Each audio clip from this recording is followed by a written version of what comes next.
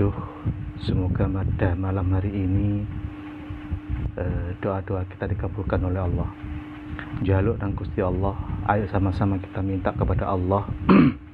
Bukan minta kepada manusia, bukan berharap kepada manusia. Yang pasti kalau kita berharap kepada manusia sudah yang pasti rugi. Yang punya hajat bisa tulis di kolom komentar. Yang punya hajat, yang punya masalah bisa tulis di kolom komentar. Ikutin ngajinya, ikutin doanya sampai dengan selesai. Semoga hajat kita semuanya dikabulkan oleh Allah. Yang punya penyakit medis, non medis, punya masalah tak kunjung selesai, yang usahanya sepi, yang sedang dirundung masalah keluarga, masalah usaha, masalah pekerjaan, apapun bentuk masalah dalam kehidupan kalian semuanya, tulis di kolom komentar nama kalian. Saya berdoa, saya